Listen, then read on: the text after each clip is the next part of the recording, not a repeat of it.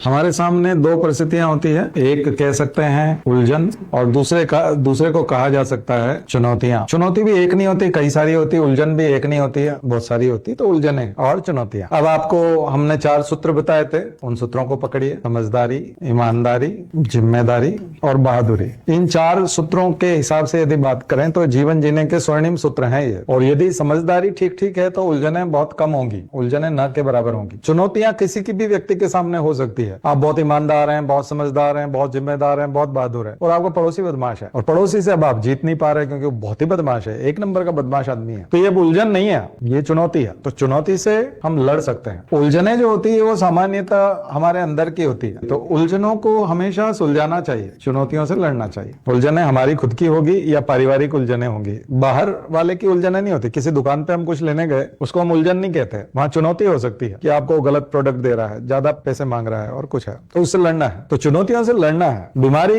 एक चुनौती हो सकती है, उससे लड़ना है। गरीबी एक चुनौती हो सकती है, उससे लड़ना है। साधनों का अभाव एक चुनौती हो सकती है, उससे लड़ना है। उलझने सुलझानी है, चुनौतियों से निपटना है, लड़ना है। और सूत्र मैंने बता दिए, समझदारी, ईमानदारी, जिम्मेदारी और बहादुरी। तो ये दोनों ही कम होंगी, लेकिन ये नहीं कह सकते कि चुनौतियां कम होंगी। चुनौतियां कई बार ज्यादा होती हैं। जब आप इन 4 सूत्रों पे चलते हो तो चुनौतियां ज्यादा होती है, उलझने न के बराबर होती है। जब आप इन 4 सूत्रों पे चलते हो तो उलझने ज्यादा नहीं बचती है। पारिवारिक अनबन हो सकती है, आपकी किसी ऐसी लड़की से या ऐसे लड़के से शादी हो गई कि उसके साथ फिर पटरी नहीं बैठ रही, क्योंकि आप इन चीजों पे चलते हैं और वो इन सब चीजों को ज्यादा पसंद नहीं करती, वो तो व्यावहारिक है और ये उसको अव्यावहारिक लगता है। तो वहां आपको उलझन तैयार हो सकती है। उसको चुनौती नहीं बोलेंगे, वो एक उलझन है। तो ये टूल है उलझनों को सुलझाने के। चुनौतियों से तो लड़ना है, चुनौतियों से लड़ने के लिए हम बताते रहते हैं, बहादुरी के साथ लड़ना है, अच्छे से लड़ना है और पटक नहीं देना है। तो इसके लिए एक कोटेशन लिखिए जो मैं वहीं से लाया हूं, युग निर्माण सत्संकल्प से। चारों ओर मधुरता, स्वच्छता और सादगी का वातावरण उत्पन्न करेंगे। ऐसा वातावरण बनाएंगे